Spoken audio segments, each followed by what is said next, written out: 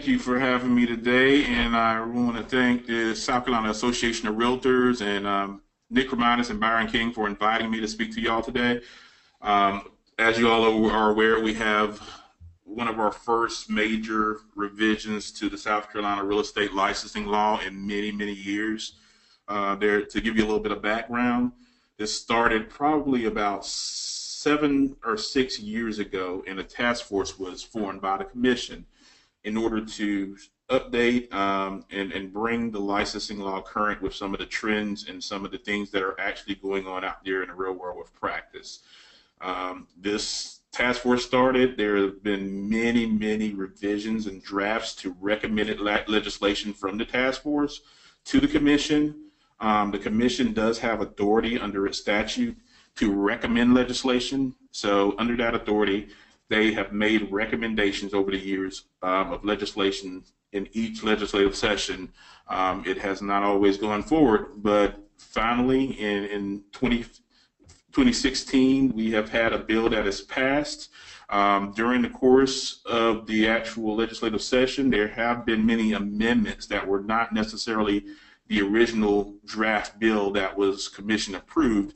And because of those amendments, there has been some need to kind of go back and revisit and interpret how some of those changes will be implemented and administered going forward. So we're going to get into the licensing law changes and some of the highlights of the things that are really going to affect the practice and affect processes for all of our licensees.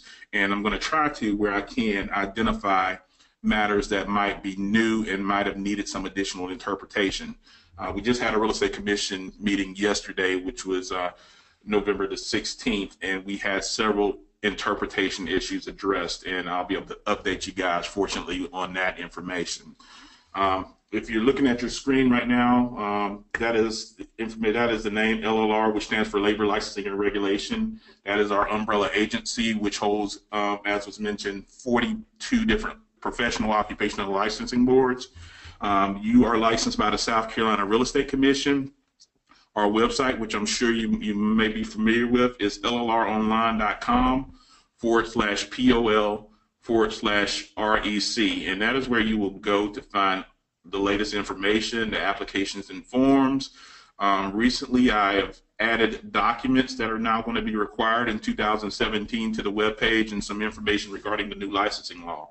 So at the end of this presentation, I will both take questions, but prior to taking questions, I will also go to our webpage just to show you the new information and links that have been placed on that website. So from there, we will get started. And okay, this is the jurisdiction of the South Carolina Real Estate Commission. And we are authorized to enforce the practice requirements and the education requirements for real estate practice in the state of South Carolina under South Carolina Code of Laws, Title 40, Chapter 57. That is what we know as the South Carolina Real Estate Practice Act, and that is the licensing law that governs your practice. And that is what we're going to discuss today, the amendments to that particular provision of South Carolina law. We also administer the South Carolina Timeshare Act, which is South Carolina Code Title 27, Chapter 32, and the Uniform Land Sales Act, which is South Carolina Code of Laws Title 27, Chapter 29. The difference with the title is something that really creates some distinction between a real estate license or maybe a timeshare salesperson registration, which many licensees may also have. The timeshare salesperson registration falls solely up under the authority of the Timeshare Act. It is not under Title 40, it is under Title 27. Title 40 is the title that actually creates most of our professional occupational licensing boards in South Carolina and establishes the Department of Labor Licensing and Regulation. It's referred to by us as the engine, pretty much like a car engine that drives the car, but it is kind of the default piece of legislation that if a particular professional practice act is silent on an area, or it does not cover a certain situation that may, for example, be a grounds for denial of licensure or disciplinary action, there's also additional grounds in Title 40, Chapter 1, which is the main engine. And Title 40, Chapter 1 is often referenced in each individual practice act For example, in our South Carolina real estate licensing law, the grounds for denial or disciplinary action states that in addition to the grounds in Title 40, Chapter 1, I believe it is Section 110, these are the grounds for denial or disciplinary action. And those will typically list the particular offenses that a licensee might commit in practice that would be grounds for a potential disciplinary complaint to be initiated. Now we're going to talk about the new licensing law, and here are the highlights. And this was Senate Bill 1013, which became Act 170 when it was signed into law. It has an effective date of January 1st, 2017. Some of the highlights is it updates and it adds new definitions. Many definitions are being used out there in practice, and they were not in our licensing law, and there were a few sections where there were terms that were used in our licensing law that were not defined. So the intention was to bring the licensing law current with the definitions and to make sure that if there was terminology being used throughout the licensing law that was not common everyday terminology in the common sense of English language, that we had those terms defined. Another thing that it did, and this was one of the real main drives of the commission and of the Association of Realtors throughout the years, is increasing the hours for continuing education. The initial hopes were really to double the continuing education requirements from 8 hours to 16 hours. And this would bring us in line with many other jurisdictions across the nation and especially in the Southeast region. Most other jurisdictions are currently requiring 16 hours biannually or at least 8 hours annually for their licensees. We were hoping to reach that point as well and to stay more in line with the surrounding states and with many of the national jurisdictions of real estate licensing law officials. There's something called ARELLO. It's the Association of Real Estate Licensing Law Officials, and it includes many of the jurisdictions in the U.S. and internationally as well who license and regulate the practice of real estate. And they publish a book every year that has different statistics and information from all jurisdictions, a directory. And that is how I've been able to kind of compare and review continuing education requirements. And we really are at the bottom, to be honest. We still will be with our increase. What we've increased to is now 10 hours of mandatory of continuing education for all salespersons and broker licensees. A broker in charge also has 10 hours, and they will have an additional mandatory course, which will be both broker in charge oriented. However, we're still a little bit behind, and there is probably some need for education as a way to make sure that individuals, especially with new law, are familiar with the licensing law and familiar with the changes and familiar with the federal laws and the different updates and changes that will affect them in practice. So many times when we have someone who has a complaint filed and there's a recommendation made as to how to correct or remedy the situation or how to discipline that individual, part of that disciplinary order is going to be taking a specific continuing education course or a subject matter in continuing education hours. That is a very important element of licensure. The biggest probably qualifying criteria for licensure is education in the practice of real estate. So that is still something that is extremely important to all of us, and we hope to see that the trend towards more education continues going forward. Another thing it does, as I mentioned, reorganizes the licensing law and divides out a section on property managers to kind of distinguish and to allow more of an ease of reference between property managers and sales or brokers as to the activities that their licenses allows, the grounds for discipline, the responsibilities to clients or to tenants in the case of property managers. It just is kind of just a breakdown because there are real distinctions between the activities a salesperson or a broker in charge or a broker can perform as opposed to a property manager or a property manager in charge. Another thing that it does is it updates licensure qualification criteria for licensees of other jurisdictions, and I will get more into that a little bit later because there is very specific language that has changed significantly, and we will talk about that later. It also defines and sets limitations for teams. That's another item that we'll go more in depth on a little bit later. It defines and creates a transaction brokerage relationship. I will detail that a little bit more later. It changes certain disclosure requirements. That is mainly going to affect personal transactions, but there are some advertising disclosures that are going to be changed slightly, and some things regarding advertising and electronic advertising that are important to kind of modernize our licensing law. It also expands trust fund procedures and goes into the requirements of administering the trust account and in delivering the funds, for example, to your broker in charge within a certain amount of time upon receipt of those funds. It placed more responsibility on associated licensees than the previous licensing law did.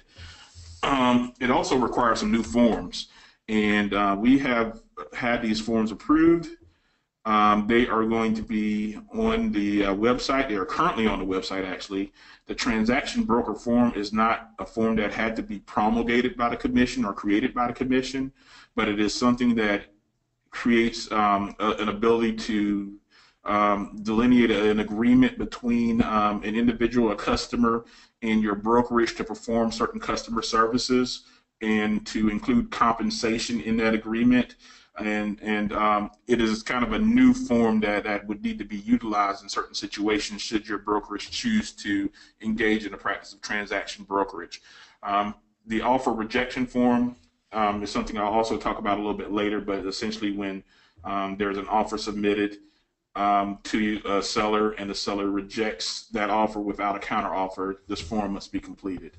It also is going to require that education providers report to the commission through some platform, and we're working on right now getting a contract. Well, we have already awarded a contract to a provider that deals with continuing education reporting, but the providers will be sending us information on who has completed CE, what have been the hours, what have been the approved courses they've completed, so that upon renewal, you or we would be able to verify that the CE hours have been completed if you're choosing to renew inactive status.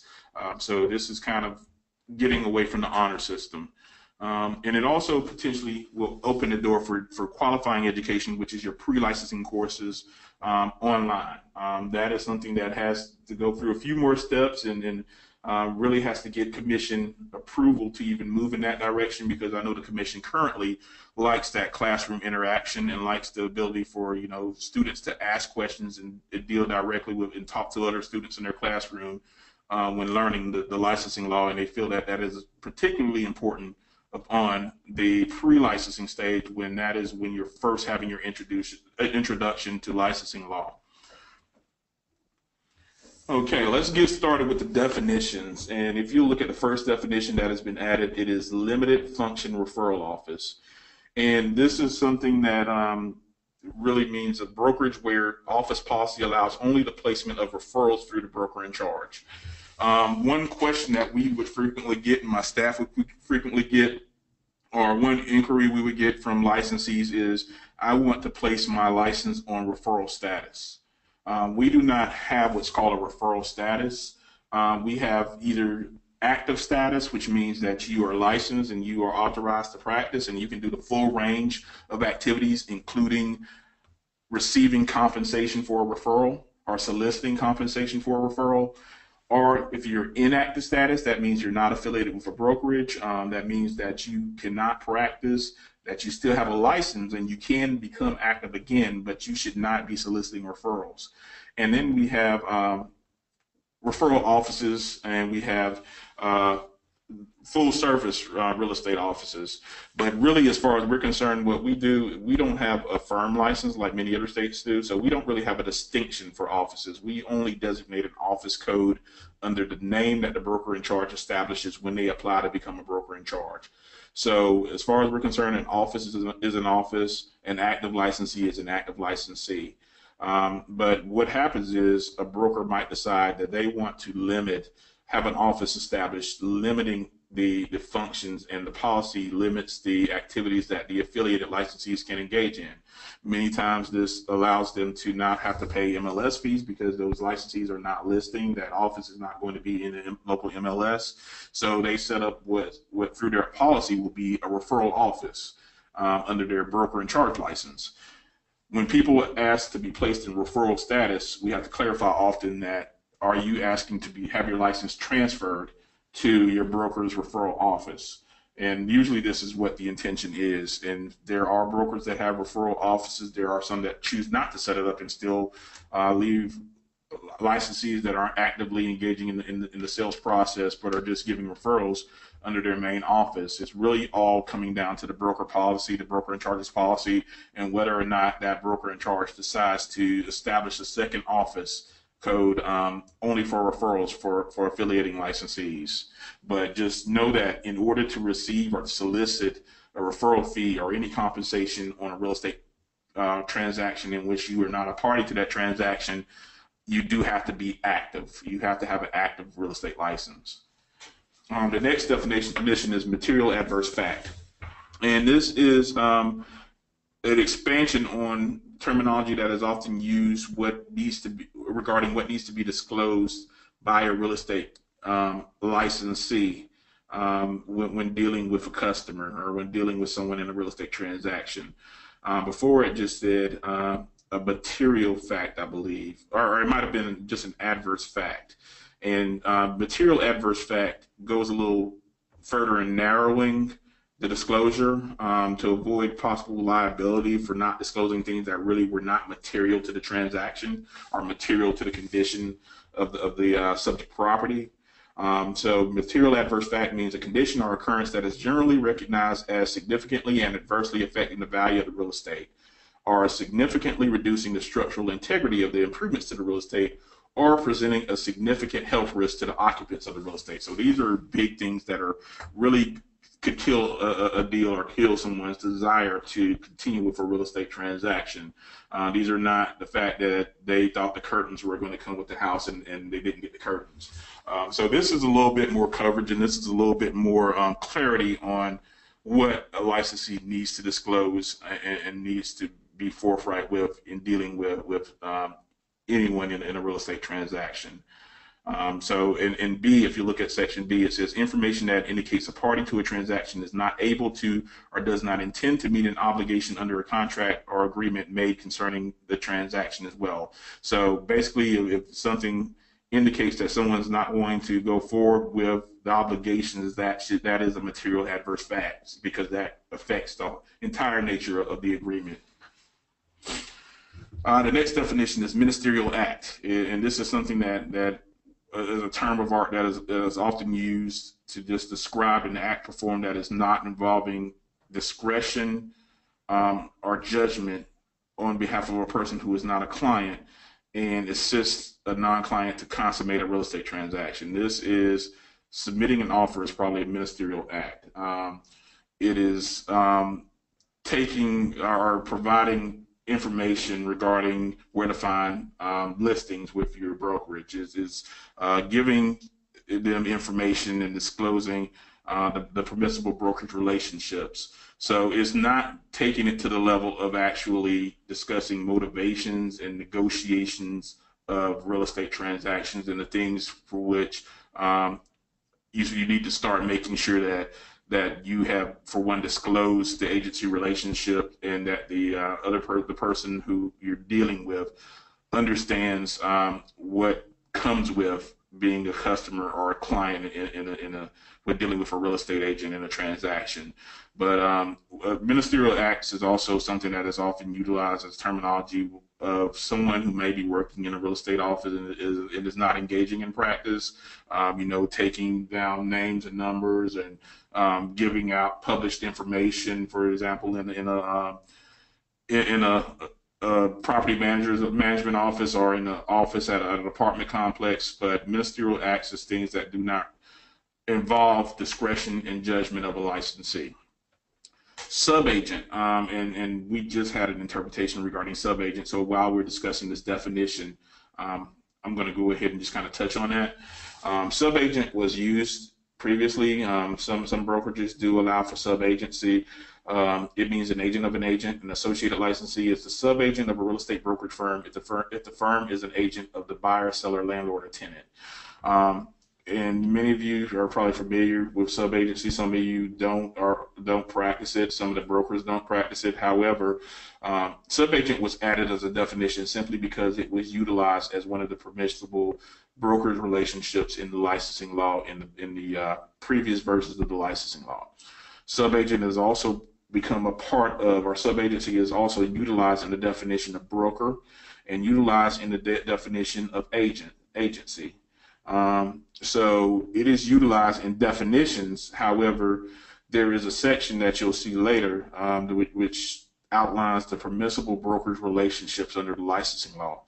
And sub-agency was omitted. And I'll show you that section, and I'll talk a little bit more about that later. But we did have an interpretation yesterday from the commission. The commission, believes that even though it was omitted from that section, that sub-agency was intended to be utilized still in practice. It is part of other definitions, including the definition that defines what constitutes real estate brokerage in South Carolina. So that sub-agency was an inadvertent omission from that list, but it's still allowable under the licensing law. So that came just yesterday afternoon. Substantive contact, and you guys should all be familiar with the term that you need to provide a meaningful explanation of brokerage relationships to a customer at first substantive contact. And that is when typically you would hand them what was called the agency disclosure brochure. First substantive contact means a contact in which discussion or dialogue between the consumer and the associated licensee moves from casual introductory talk to a meaningful conversation regarding the selling or buying motives or objectives of the seller or buyer. Financial qualifications or other confidential information that if disclosed could harm the consumer's bargaining position. So you need to at that point, give them the information they need to understand that you as an agent would be able to have a duty of confidentiality if they were your client, or if you maintain that customer relationship, that they might not enjoy confidentiality for the matters that they are giving you, the information that they're discussing with you, in the confidential matters or the matters regarding their motivations or their reasons for buying or selling that are being communicated to you. That is not going to be a general default customer privilege that they would enjoy should they take you on as their agent. Team, this is a new definition, and it's something that I think has been really on the rise in the last couple of years, and it's caused a little bit of controversy. I'm sure many of you are familiar with the teams that are out there now, and the fact that there are groups of licensees that are associated that are branding themselves as being a unit separate from the brokerage, or not separate from the brokerage, but within a brokerage. But they are still supervised under a broker in charge, and they're still affiliated with a brokerage. And the team definition says 2 or more associated licensees working together as a single unit within an office established with the commission and supervised by a broker in charge. This definition seems to mean by saying a single unit within an office established with the commission would seem to imply that team members cannot be in multiple companies, multiple offices under different brokers in charge. It would seem that they have to function together as a single unit. So that is one important distinction, because we have seen instances where teams have been stretched across multiple brokerages with multiple brokers in charge, but they've been functioning and branding themselves as a group. And another important thing has been team advertising, and we'll talk a little bit more about that later. Transaction broker, that's the other big new element of the licensing law. It means a real estate brokerage firm that provides customer service to a buyer, a seller, or both in a real estate transaction. A transaction broker may be a single agent of a party in a transaction, giving the other party customer service. A transaction broker also may facilitate a transaction without representing either party. So this definition pretty much allows a licensee to provide customer services to facilitate the completion of a transaction without representing either party, or providing customer services to a party that might not be represented while representing one party, without establishing an agency relationship. And it also will allow for an agreement that is a non-agency agreement called the transaction broker agreement. So we'll talk a little bit more about that as well. Okay, advertising. When advertising and marketing real estate owned in whole or in part by another person in any medium, including site signage, a licensee clearly must identify the full name of the real estate brokerage firm with which the licensee is associated. That is not new. When advertising on the internet or in another electronic media, this requirement may be met by including a link from the advertisement to the homepage of the brokerage firm. So think about Twitter and some of these social media platforms that do not allow a lot of characters. So you might not have room to provide information about the property and also include the full name of the brokerage or the full information regarding the brokerage under which you're affiliated. So this is going to allow for you to include like a shortened link that goes to the brokerage's web page in order to identify who is the listing brokerage or who is the brokerage that is making that advertisement or solicitation. Personal transactions. This is a big change. The personal transactions, I've just categorized a few different provisions because they fall under the same category. And this says a licensee shall clearly reveal his license status in a personal transaction involving the purchase, sale, exchange, rental, lease, or auction of real estate at first substantive contact, which we defined earlier, with a consumer and in advertising or marketing in any media. A licensee should also disclose his license status in bold underlined capitals on the first page of a contract for the purchase, sale, exchange, rental, or lease of real property. That last sentence is not new. That has always been the obligation of a licensee in a personal transaction. The new part is the licensee making this disclosure at first substantive contact. Before that was the only disclosure, that last sentence was the only disclosure that was necessary in the contract. But now if you look at that definition of first substantive contact, when you start having meaningful conversations about motivations, things of that nature, that is the time where you need to disclose your license status. So instead of when you've already agreed and you're drawing up or you're ready to sign that contract and having that in the language of the contract document itself, you're going to have to disclose that a bit earlier now. And this goes further. The personal transactions law says no licensee, either directly or indirectly, may buy for his own account or for a corporation or another business in which he holds an interest, or for a close relative, real estate listed with him or real estate for which he has been approached by the seller or prospective buyer to act as an agent without first making his true position clearly known in writing to all parties involved. Upon request of the department, which is the Department of Labor Licensing Regulation staff, which would be me as an administrator, it would be our investigators who work for our Office of Investigations, it would be our staff, the licensee shall provide evidence of having made this disclosure. So basically, if we get a complaint or we get some indication that you did not represent your position in a personal transaction and it was not proper disclosures made, you have to be prepared to provide something to support that you've made that disclosure. So that's just something to kind of, again, it's really about public protection. It's about, a real estate agent, especially in a situation where you are representing them as an agent and then you become a buyer, or if you're selling a property, how can you represent someone as a buyer while you're the seller, or are you representing someone as a seller while you're the buyer, and they can't expect that level of you working for their interest above your own. So basically what that is just to protect the public from feeling that they are from being taken advantage of by someone who may be in a position where they are acting as an agent, or in a position where they may have more information or access to more information than that customer or that client would have otherwise wanted disclosed to another party in a bargaining of a transaction. Okay, this is going further. In the personal transaction, if a licensee wishes to purchase real estate listed with his brokerage firm, the broker in charge shall ensure that the licensee shall first make his true position clearly known in writing to all parties involved. Upon request of the commission, the broker in charge shall provide evidence of the licensee having made this disclosure. Again, upon request of the commission. And that includes purchases made directly or indirectly by the licensee, purchases made for the licensee's own account or for a corporation or another business in which the licensee holds an interest, or purchases made for a close relative. Real estate for which the licensee has been approached by the seller or prospective buyer to act as agent. Because if they approach you, it's more than likely you've had some discussions about motivations, things of that nature.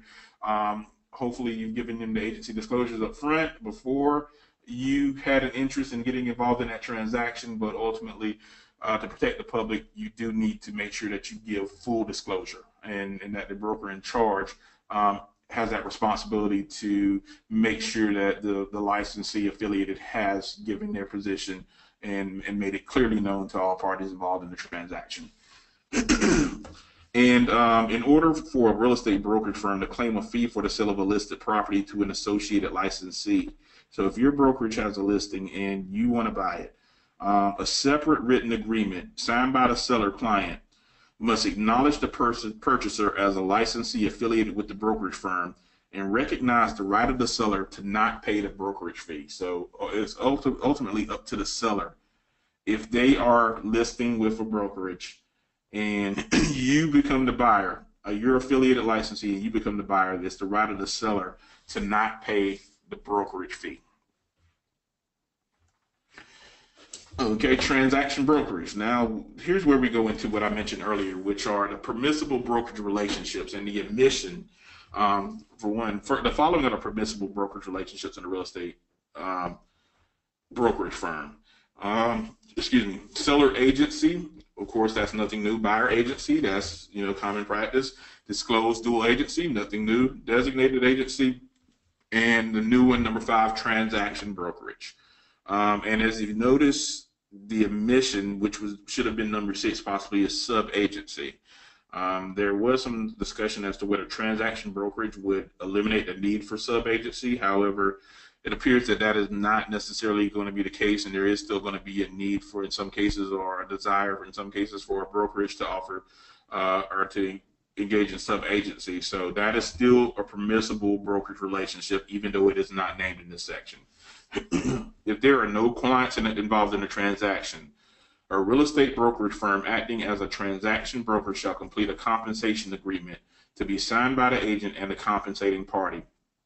This agreement must contain the amount of compensation and identify the party responsible for the payment.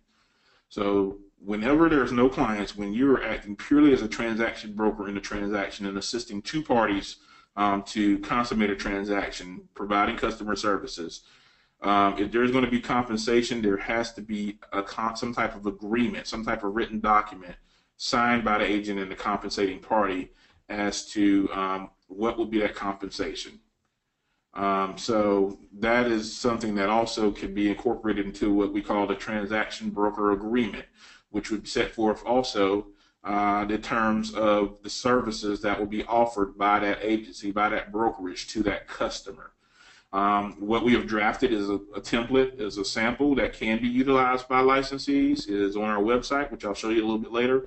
But it says at the top that this is a non-agency agreement. This is not creating the agency relationship. It is just an agreement as to services to be performed and agreement as to compensation for those services. Next, going further into transaction brokerage, a licensee who represents one party may provide assistance to other parties to the transaction by performing ministerial acts such as writing and conveying offers. Again, we use that definition, ministerial acts, writing and conveying offers, and providing information and aid concerning other professional services not related to the real estate brokerage services being performed for a client. Performing ministerial acts does not create an agency relationship. I think we covered that a little bit earlier. But a real estate brokerage firm may offer transaction brokerage to potential buyers and sellers. A transaction broker may be a single agent of a party in the transaction, giving the other party customer service, or the transaction broker may facilitate the transaction without representing either party. And one thing I wanted to just clarify is that a transaction broker is not really, it's a term, it's new terminology, but it's not really a new duty or a new level of service that a agent may have provided to someone that they did not represent.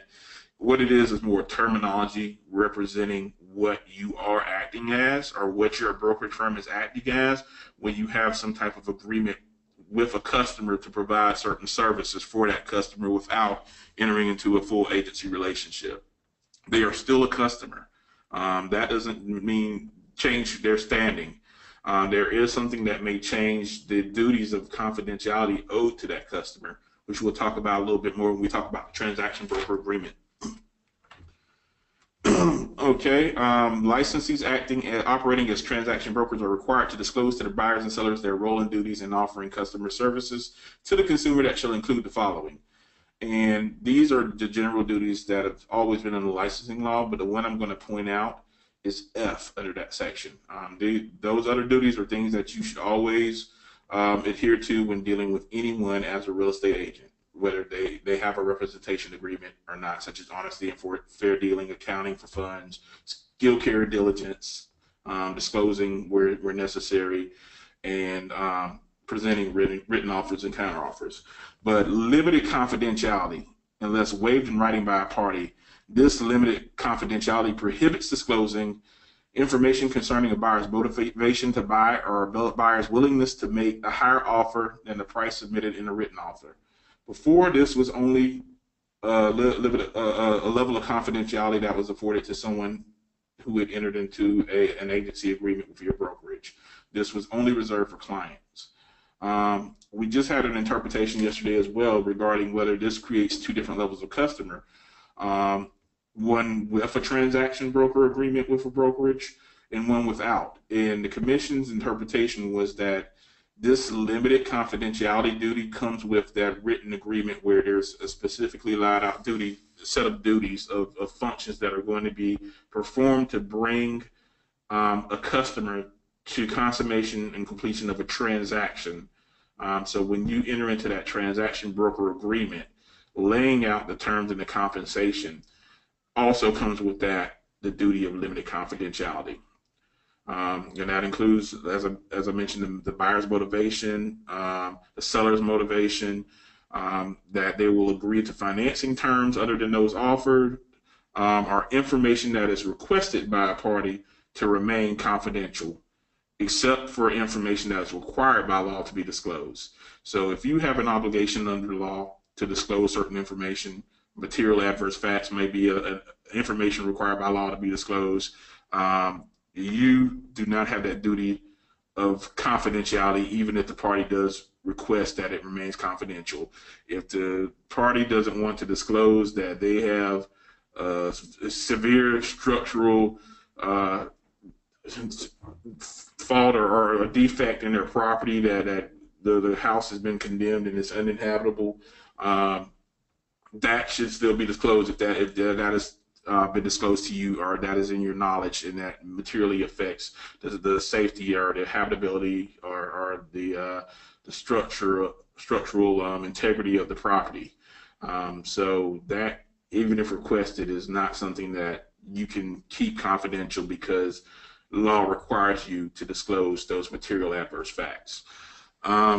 And the last thing is you may have additional duties under transaction brokerage that are entered into by separate agreement, and this is where the transaction broker agreement comes into play. Just setting forth any other responsibilities or any other ways you would wish to obligate yourself as a transaction broker to that customer. Okay, this is regarding offers. The broker in charge shall ensure that an associated licensee prepare all offers and counteroffers in writing, have them dated and signed by the offerers, and promptly present them to the offerers, or that the offerees, or to the offerees, or that the offerees representative and ensure that changes or modifications made during negotiations are in writing and initialed and dated by both parties before proceeding with the transaction. B, that all terms and conditions of the transaction are included in the offer to purchase, and C, that if associated licensees obtain a written acceptance of offer or counteroffer, true executed copies will be promptly delivered to all parties. That is nothing new. That is just something that really there must be some focus on making sure that offers are presented in a timely manner, and that they are presented in the correct form, and that they are at least submitted in writing and then signed. Going further on offers, a licensee acting as a buyer's agent may offer properties which interest this buyer's client to other potential buyers. However, if the licensee has two competing buyer clients in a single real estate transaction, the agent will give written notice to each buyer client that neither will receive the confidential information of the other. So that is kind of making you give notice that you're going to create a wall between two of your buyer clients, that you're not going to share any confidential information of the other buyer client with their opposition competing for a property. Offer rejection form. This is a new form. When an offer is rejected without counter, an offer rejection form promulgated by the commission, signed by the licensee. So you will be the person signing that if it is your client that has rejected the offer, or if you've submitted an offer that has been rejected by the owner of that property. And that document is just to affirm that you have presented the offer to the individual who is selling the property, and that that individual has decided that they would not accept that offer and they did not want to counter offer. So that is just something that is really to be your documentation that, okay, on this date, at this time, I submitted an offer, there was no counter offer, the seller just rejected. There is not a signature required by the seller to sign that form, really, because we can't, licensing law doesn't set requirements for someone who's not licensed. We can't require them to sign a document regarding the offer rejection because really it's not our jurisdiction to set forth obligations on the part of an unlicensed individual. So what we do is that we just require that there be some documentation that when there is no counter offer, that the offer was submitted. That form as well, just really quickly going back to the offer rejection form, that has been promulgated already, that's been drafted, and there is, the current version is already on the Real Estate Commission's website. It is not effective and required until January 1st of next year, of 2017, which is just a little over a month from now. But that is on our website currently if you want to start going ahead and getting familiar with that form, because everybody's going to need that and need to use it.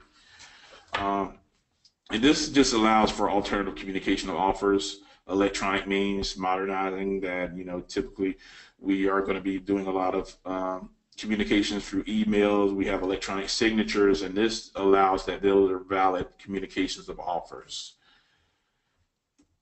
Trust funds, okay?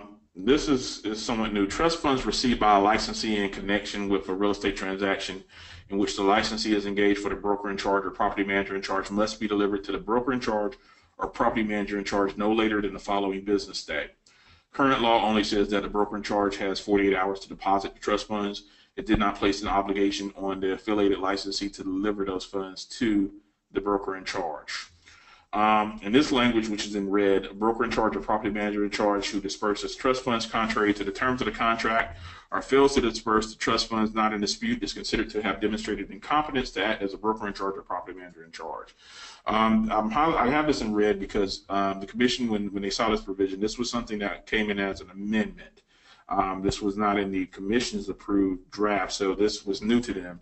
And when reviewing that final language, there were concerns expressed about that conclusion that a person who doesn't do this has demonstrated incompetence to act as in their role as a licensee. And I don't know what the effect of that is, because typically we have certain obligations and then we have potential grounds for violations, grounds for denial or disciplinary action, but it's not a conclusion in that there has been a violation. If you do this, then this. It just means that this is a potential grounds for you to be disciplined. So that is an area that some of the commission has expressed they really don't like the wording of that provision, and it probably needs to be cleaned up. And I, at this point, don't know how it would be enforced or how it will be enforced specifically as it reads. I understand that the intention is probably to make sure that a broker in charge does not ignore the contract and when there's no dispute of the funds. However, just the conclusion language in there that it is considered to have demonstrated incompetence to act has raised some concerns. Okay, going further in trust funds. This kind of breaks down the responsibility once the broker in charge or property manager in charge has received trust funds in a rental or lease transaction. And it must be deposited as follows in a real estate trust account. There is some typos in that language. It duplicates as follows twice, deposited as follows in a real estate trust account as follows. Again, with all the amendments and the revisions, there's been a few cleanup items that got left behind in many of the drafts. So that is one just typographical error that needs to probably be corrected. But cash or certified funds must be deposited within 48 hours of receipt.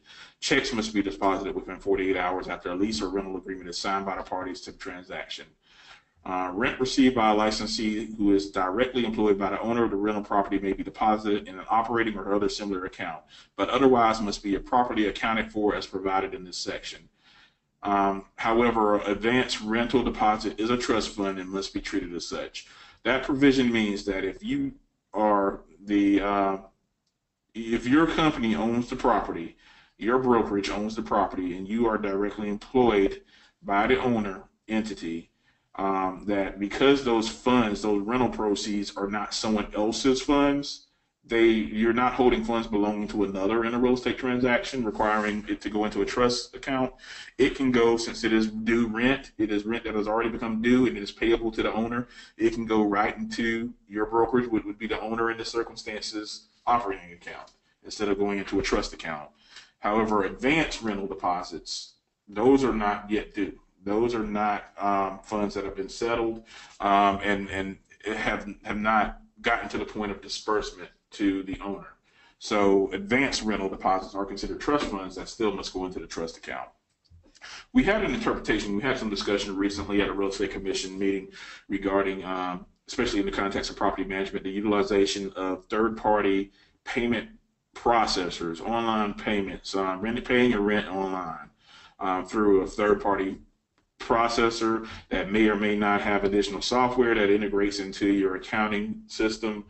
There has been some suggested recommendation that has been ratified by the commission that there be some full disclosure of who that third-party entity will be that is going to be taking possession of the funds in the rental agreements or in any documents that are going to be signed with those tenants, so that they know where their money is going and they know that it's not immediately going to go straight into a trust account. There's also going to be probably some development of some type of information or infographic or information document regarding just a consumer alert of potential fraud and potential issues that could occur with online transactions and submitting payments and wire transfers, and some of the spoofing and fraud that we're seeing through electronic medium now. But there's an understanding that we're moving towards more electronic payments for convenience, and people are wanting to pay their rent online rather than having to write a check and deliver to the office. That is the way we're going. We're not going to be able to stop that train, but it raises new concerns and new potential for abuse, especially when you're putting funds into the hands of a third party that is not under the jurisdiction of the licensing law, and if those funds are not immediately placed into a trust account for protection. So these concerns are attempted to be addressed right now by the commission. There has been some approval of a recommendation, which I will be putting on the commission website very soon.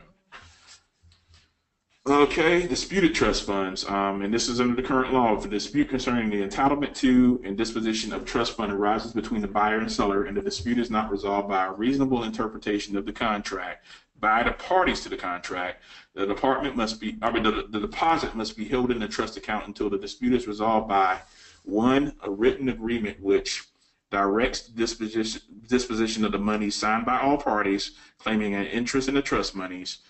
B, it must be separate from the initial contract which directs the broker in charge or property manager in charge to hold the money. So that's a separate written agreement, another meeting of minds between the parties who are in dispute.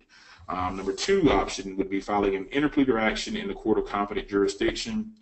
Number 3 would be an order of a court of competent jurisdiction, or number 4 would be voluntary mediation.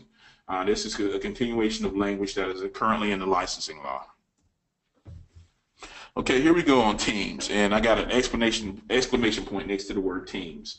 That's because there's been a lot of attention on teams lately. Some of these provisions may affect teams and the advertising and the marketing and money that teams have put into their marketing, and require some changes. The first concern that is addressed is the responsibility of the broker in charge. And it says the broker in charge must be responsible for supervising the team and all licensed members of the team. The broker in charge may not delegate supervisory responsibilities to the team members or team leader. The written office policy which the broker in charge must establish shall address team relationships in which associated licensees may engage. So whether or not to have teams, the limitations of teams, that is all the responsibility of the broker in charge to set. B is a team may act as disclosed dual agents only and with the prior informed and written consent of all parties and as addressed in the broker in charge's written office policy. There has been some confusion regarding this language. Does it mean that they can act only as disclosed dual agents? Does it mean that they have to have just a written consent to act as disclosed dual agents? And then there's been some concern about the fact that the definition of the team means that the team members are acting as a single unit. So how can they, as a single unit, set up that barrier to act as dual agents in a transaction? So that one's still kind of out there a little bit for interpretation as to exactly how that provision is going to be enforced. So that's one I really don't have all the answers for still at this point, and there's been a lot of debate back and forth, unfortunately. The next thing is team members must conduct all real estate brokerage activities from their commission-established office under the supervision of a broker in charge. This essentially means that you cannot, as a team, establish your own office without a broker in charge having established that office with the commission. There have been examples, there have been reports of team offices that do not have a broker in charge with the commission, that are not in our records. We don't have that location, but the team has a full-time permanent office set up where they are meeting with and engaging the public, and we have no record of that office. So that is hoping to prevent that from occurring, and that if there is going to be an office where team members are going to regularly be engaging in practice and meeting with the public, that the broker in charge needs to set up that location as an office under their supervision. D, team advertising must contain the team name and the full name of the real estate brokerage firm displayed in a conspicuous way. Basically, if you're advertising your team, got to include the brokerage firm's name under which you're licensed. E is no team may imply that the team is a separate entity from the brokerage firm of its employment. Teams may not include the terms realty, real estate, realtors, or similar terms suggesting a brokerage. This is the most controversial provision possibly of the entire licensing law, that as far as the vocal nature of individuals who are affected and the concerns that we've heard.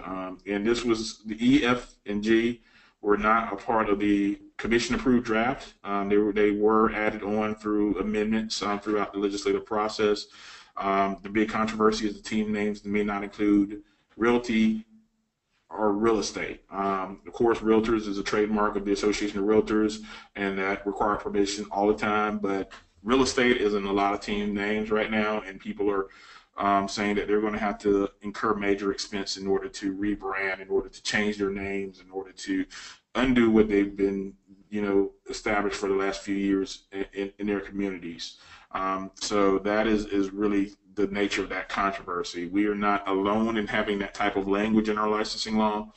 I did kind of survey some other jurisdictions, and there are several others who either have that now in their licensing law and prohibiting those specific terms, or they have pending legislation that will prohibit those terms. So South Carolina is kind of one of the first to adopt that type of prohibition of terms and team names, but South Carolina isn't alone and the trend is towards it, actually, across the nation. The team and any and all team members must display and promote that they are directly connected to the brokerage firm under which the team works. The brokerage firm under which the team works is to be displayed prominently and visibly in a meaningful and conspicuous way on all methods of advertising. This pretty much speaks for itself. When you advertise, you need to identify your brokerage firm. And G allows the commission to promulgate or to come up with regulations. We have what's called the license law, which we look at the most, but we also have a section of regulations that the commission can actually develop regulations to further expand upon provisions of the law or to clarify provisions of the law. So right now the regulations are mostly regarding education providers and the criteria for conducting classes, for becoming an education instructor, and the reporting of continuing education and things of that nature. But the commission has the authority to promulgate regulations to further elaborate on the creation and operation of real estate teams. Okay, this is regarding agency disclosure at first substantive contact.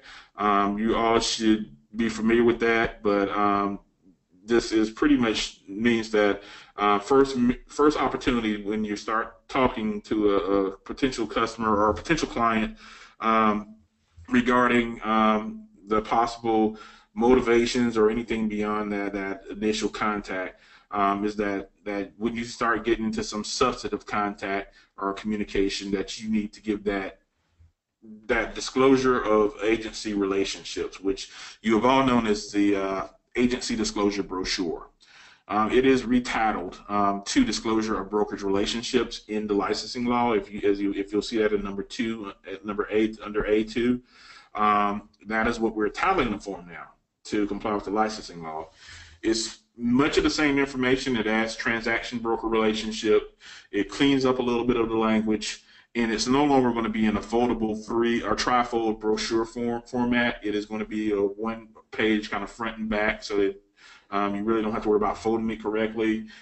It also is going to have a signature acknowledgement of the individual who you have presented that information to, that they have received that information, which would fulfill your duties to disclose the meaningful explanation of brokerage relationships in real estate transactions. So there used to be a signature form or signature line on that brochure in the past. At some point it was taken off. Now there's a signature line back on the form. And B is acknowledgement of receipt of disclosure brokerage relationship form must be included in an agency agreement and in a sales contract. You currently are already doing that, but that is the second stage of acknowledgement when you get to the point of moving forward with a transaction, that there be an acknowledgement that the individuals you have dealt with or the customer or the client in that stage has received that disclosure. Now for a customer, the only acknowledgement would be in the form itself.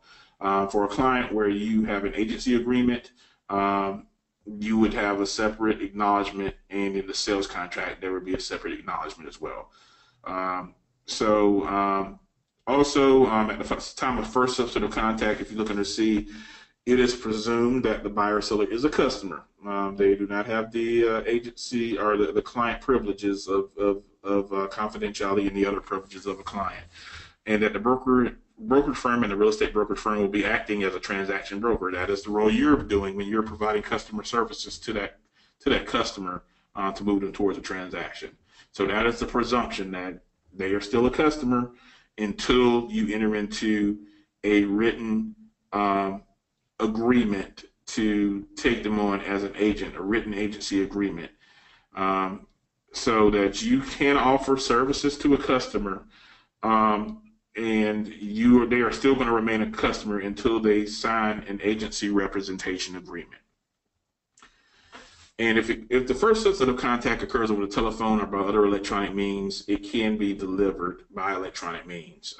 Internet and electronic mail is a method of delivery of that acknowledgement of receipt of the disclosure of the brokerage relationships and of the actual form itself. Okay, there's a few more continuing education nuances. As I mentioned, broker or salespeople will have to have 10 hours of continuing education biannually as opposed to the current 8 hours.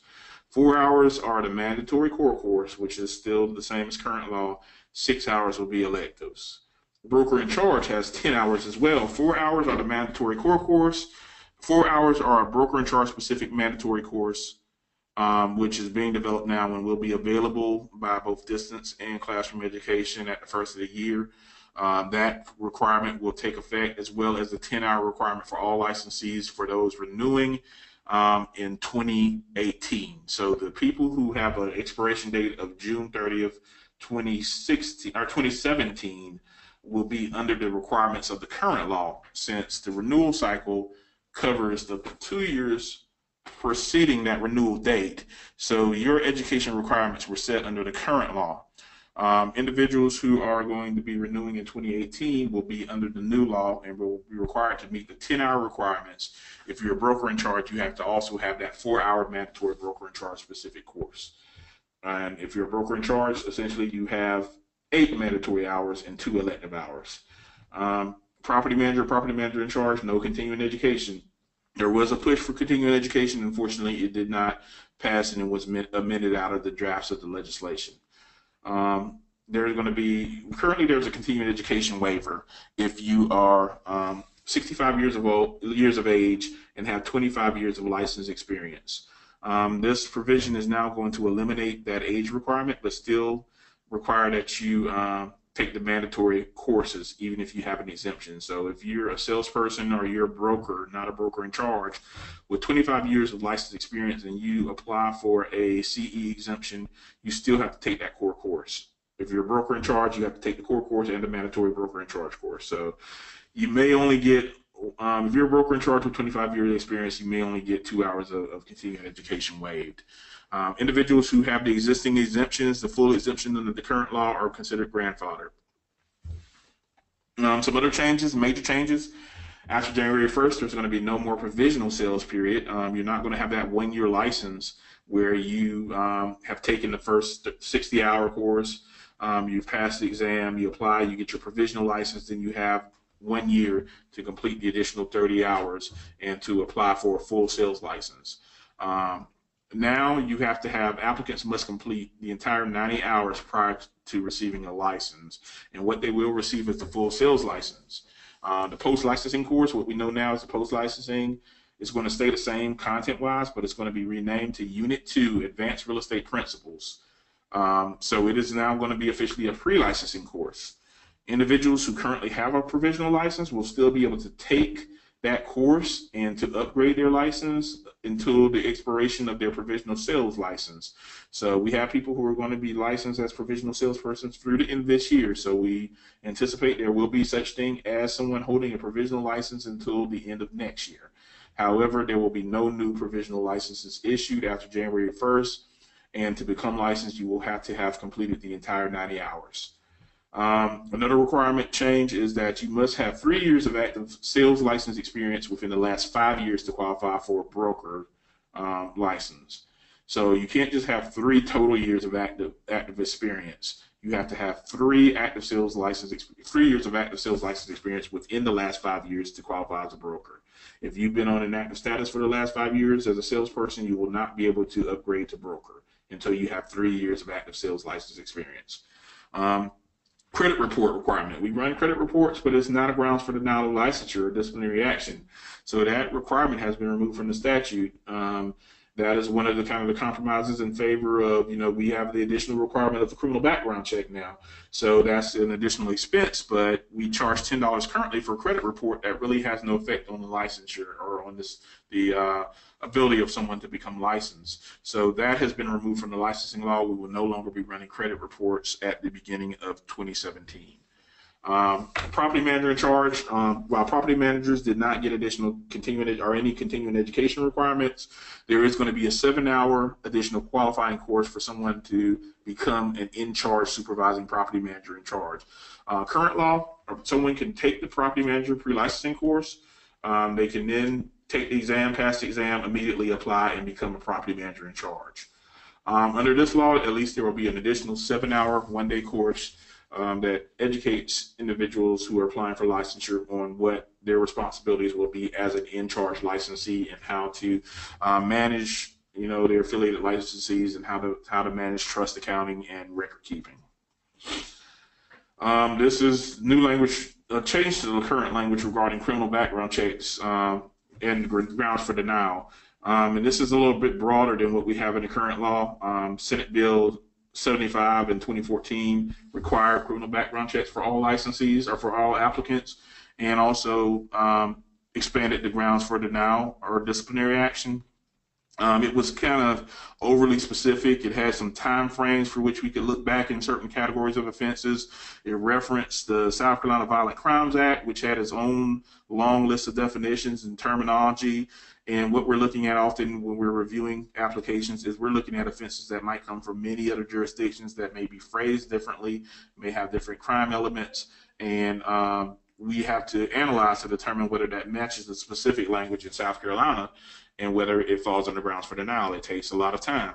Now there's broader language. It's convicted of violating the federal, state, and fair housing laws, forgery, embezzlement, breach of trust, larceny, obtaining money or property under false pretense, extortion, fraud, conspiracy to defraud, or has been convicted of a felony sex-related, felony drug-related, felony real estate-related, felony financial, or felony violent offense, or pleading no contest or guilty to such an offense in a court of competent jurisdiction in the state, another state, or a federal court. So it's a little bit broader. It allows us to look at offenses a little more quickly, determine what category it falls into, and place that under grounds for denial or disciplinary action. Also, new things. If you go to an application hearing, you're a new applicant, you have to go before the commission for a review to determine whether or not you have met a grounds for denial, and if the commission decides whether or not to approve you to be licensed. If you're denied in an application hearing, you cannot reapply for licensure for 2 years. What we've had is people have come in with criminal offenses or disciplinary actions that have been of great concern to the commission. The commission has not been feeling that it's been enough time, or that they are very concerned and they do not want to approve at that time that individual for licensure. That person turns around, they submit another application, and they're back requesting another hearing in 2 or 3 months. So that happens sometimes. So when people can keep coming back, it's really pretty much their right to reapply and to request another application hearing. But this law change will require that if they're denied, they have to wait at least 2 years to come back. If a licensee is revoked, if you are licensed and your license is taken by the commission, is revoked, you can't come back for 3 years. You cannot reapply for 3 years. Current law allows you to reapply after 1 year by default. South Carolina residents have to have South Carolina education. If you're licensed in another jurisdiction and you're a resident of South Carolina, that means you're going to have to take South Carolina's appropriate qualifying classes in order to qualify for the exam. You can't just be here and say that I have or go to another forum or another jurisdiction, qualify in that jurisdiction, and then come back as a South Carolina resident with a certification of licensure for that jurisdiction and qualify for licensure. This is really, I think, to make sure that South Carolina residents have the education they need on the South Carolina licensing law if they're going to be mainly concentrated here in the state of South Carolina. We have a lot of forum shopping close to the borders, and people will go to another jurisdiction and come back to South Carolina with a certification, hoping to skip South Carolina pre-licensing courses. So this will prevent that. License recognition. Licensees of other jurisdictions can qualify by taking the South Carolina examination. There was a reciprocity section saying that the commission could enter into reciprocity agreements, which would allow a licensee of another jurisdiction to pretty much submit a certification showing that they qualified in that jurisdiction, that they're a resident of a jurisdiction through their identification, and we would just license them. No examination, no education required. Now this is going to require that an individual for another jurisdiction does submit a certification, but they still have to pass the South Carolina real estate exam. Okay, contact information has been expanded to include your mailing and residential address, phone number, and email address, and that you have to maintain updated contact information with the commission, or it could be grounds for administrative suspension. Now, that doesn't mean we're going to suspend you because your email bounces.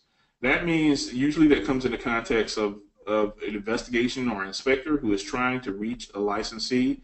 Their address doesn't work, their phone number doesn't work, their email doesn't work, and we can't contact them. This happens often. This happens more often than it should. And if you have not maintained that contact information and that happens, then that can be added on as not only a ground for discipline, but it could be grounds to temporarily to administratively suspend your license for not being able to be reached at the information you provided to the commission. It's a good idea to keep your email address up to date. And another thing that is a good idea is not to use your company email address, but to use your permanent personal email address, so that if you change offices, that you are still going to be able to get communications from the commission, and it's not going to be rerouted or go to someone else who might not should be receiving your personal licensure information. So it's a good idea so that you don't have to constantly update your email address to use your permanent regular email. And we're going to need that more and more for various online processes as many things change within our agency regarding data security. That will allow you to receive notifications, that will allow you to renew your licenses, transfer your license, to update your contact information online without having to manually submit paperwork or contact and call the commission. And you also must notify the commission of a change of residency from South Carolina or to South Carolina within 30 days of that change of residency. Okay, and then we have the agency disclosure brochure, which I mentioned is the South Carolina Disclosure of Real Estate Brokerage Relationships form. It adds the description of transaction brokerage, and it contains the consumer acknowledgement of receipt signature spaces. And other odds and ends are there's a potential now, as I mentioned, for distance qualifying education. The commission hasn't moved in that direction yet, and we're going to have 100% CE auditing and electronic reporting directly from the education providers. That will, in the future, at some point, be integrated into your renewal process. So if you go online to renew, it will also check your CE while you're renewing. If you check yes, that you've met the CE requirements. Again, there's our website, and before I finish up, I would like to show you really quickly on our website, on the main page, which is llronline.com/POL/RAC, what we have up regarding the new licensing law. So if you visit our website, you'll see all of these forms that I've mentioned, and you'll see information about some of the major changes to our website. And this is the Real Estate Commission's main page. If you look at the top, it has a section entitled Criminal Background Check Now Required. It has the link to this is going to be our permanent link. So whatever the source is, or whoever is the background check provider, if we change contracts in the future, we're going to redirect that link to how you need to obtain your background report. But that link is at the top. There's FAQs at the top, just general licensing and renewal FAQs. And then we have the section saying real estate license law revision effective January 1st, 2017. And that just kind of gives a basic breakdown. We have a section down below with the new forms in foreign language. And we have up there the new South Carolina Disclosure of Real Estate Brokerage Relationships you all will need, which is formerly the agency disclosure brochure. We have the offered rejection form you all will need to use. We have the required language, or just language that based on the statute needs to be included into certain documents, representation agreements, and contracts. And we have a sample template of a transaction brokerage agreement. So that's very good information that you guys need to be taking a look at right now. There's other information that will be updated in the coming weeks on this website, but we hope to continue to provide these documents and information through our website primarily. I plan on sending out email blasts to those individuals who do have a current valid email address with us regarding some of these changes, but communication is very important when we have these major changes. So I hope that you all take the time to visit the website. If you look to the right side of the page, contact us, my name as administrator, and if you click on that, it will have my email address. There's the general contact.rac@llr.sc.gov that will go to several members of staff. If you have something that you have a general question or you need some assistance with, you can contact our staff with that email address. But that is really all I had to present today. I think I went a little bit longer than I intended, but I will take any questions, I guess, that have come in right now, and hopefully I can provide you with the answers. Okay, the first question we got is, can a leasing agent act as a transaction broker, or do you have to be a broker? A licensee can act as a transaction broker. That is, as I mentioned, a description of what you are as a licensee when you are providing customer services, heading into a transaction to an individual that has not established an agency relationship through a written agency agreement with your brokerage. So ultimately, to the whether or not to offer transaction brokerage is going to be the decision of your broker in charge. They will set the office policies. They will set the policy as to whether transaction brokerage is an allowable relationship through your brokerage firm. But yes, you are really considered to be acting as a transaction broker when you are assisting a non-client, a customer, to move towards the completion of a transaction by providing customer services. Okay, the next question is, if you act as a transaction broker, what happens to the earnest money? Really, the earnest money should be part of whatever the agreement is. The sales contract should determine who is holding the earnest money. It could be held by a brokerage. It could be held by a third-party escrow agent. But ultimately, the terms of that sales agreement, that purchase contract, will determine who is responsible for holding those earnest monies belonging to the parties to that transaction, and will set the terms of disbursement.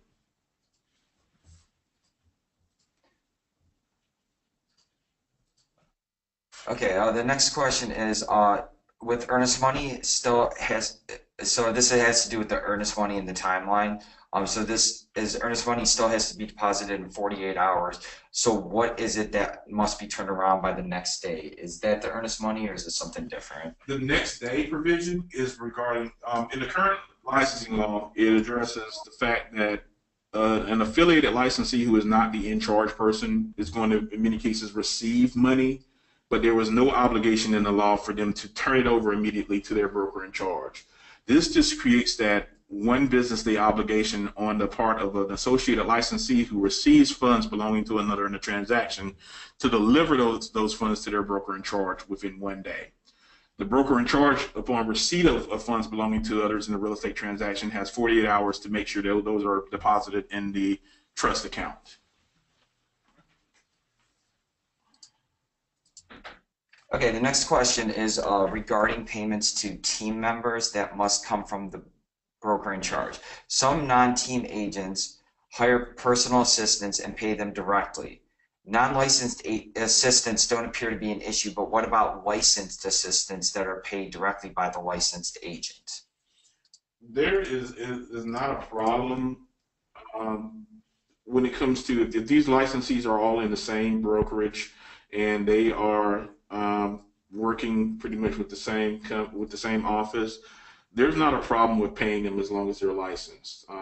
The problem arises when we're talking about paying commissions or paying fees to individuals who may be unlicensed or may be a part of a corporation formed by affiliated licensees for the purpose of representing their team. Let's say that they incorporate their team name and they ask that a payment be made to the team name that has been incorporated, rather than to the individual licensees. If there is a payment to a corporation, the licensing law requires that all of the principals of that corporation be licensed under the same brokerage. So if there's unlicensed individuals who are principals, the brokerage cannot pay any of those fees, that compensation on a real estate transaction directly to that company. They only can pay to the licensees, the actively licensed individuals in that transaction. A licensee, even if they're not part of a brokerage, can receive compensation, can receive referral fees. Even a licensee who is not licensed in the state is still allowed to share a commission on a cooperative basis or negotiate a commission split with a brokerage on a cooperative basis, but they do have to be actively licensed in their jurisdiction to receive compensation on a transaction if they're not a party to that transaction.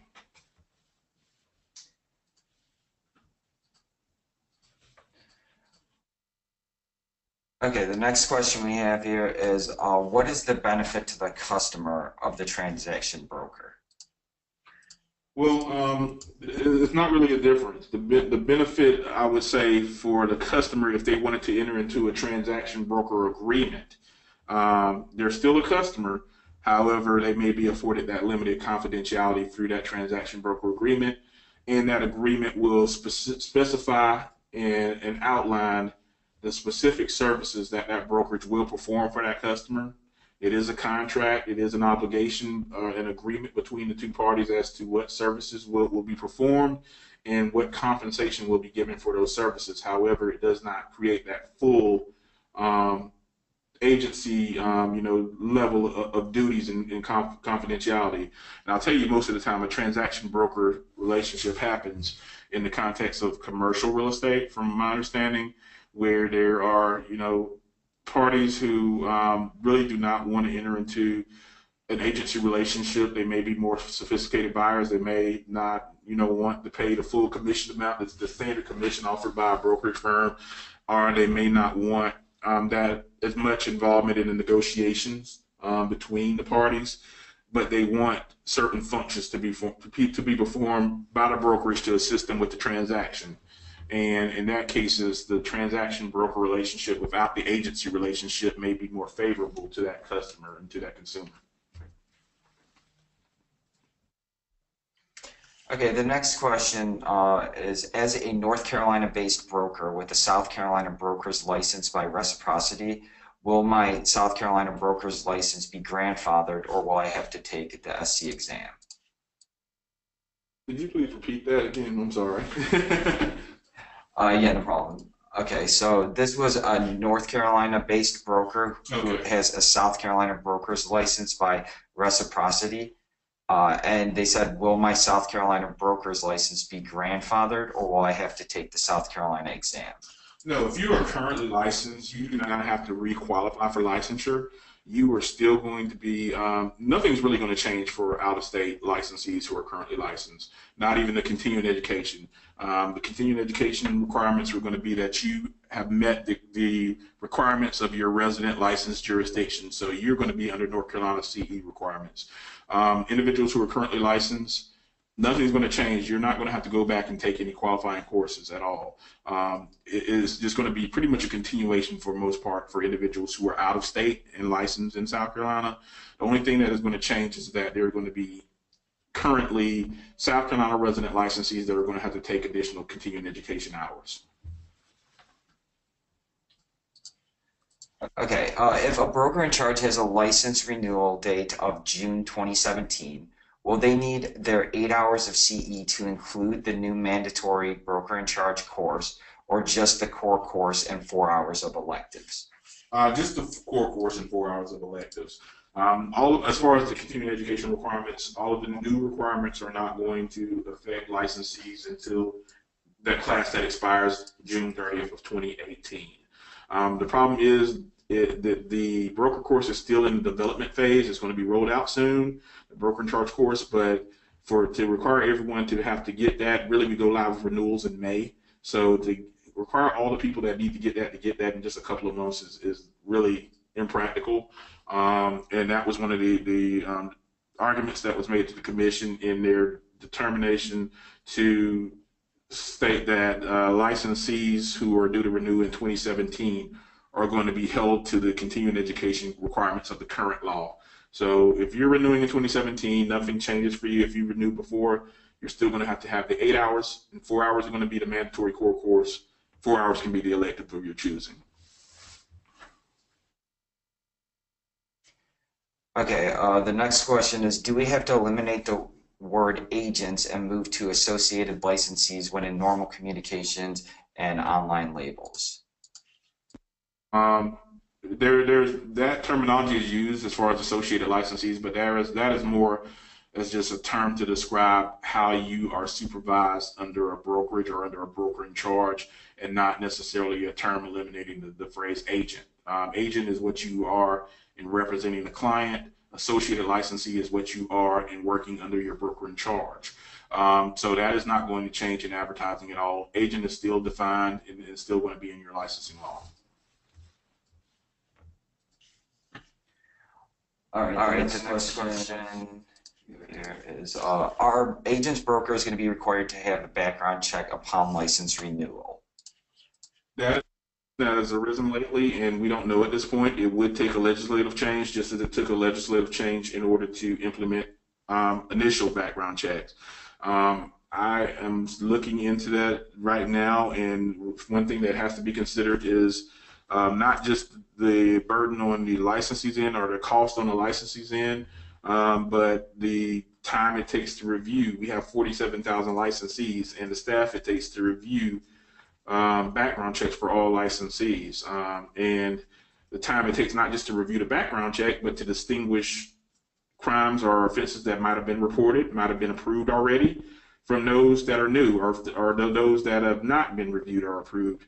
So it is a lot of administrative things or complications that it could cause. So it really is something that really needs to be reviewed carefully. I'm pretty sure that will be in discussion going forward, and there could be some movement to some additional background check requirements. I'm not sure. At this point, it's not anything definite, and there really needs to be some analysis of implementation and administration well before that comes into play. I think we're good. All right. Well, thank you all for your time. And if you will, please take a look at some of the updates to the licensing law. The link to the new licensing law is on our webpage at llronline.com/POL/REC. We have the new forms up, which you need to get acquainted with. And if you do have further questions, feel free to reach out to me or reach out to my staff. I'm still trying to educate the staff a bit on some of the changes that will take effect, but hopefully we'll be able to get you the answers to your questions. But thank you so much for being patient with me today, and I hope that this was some helpful information for you. Thank you.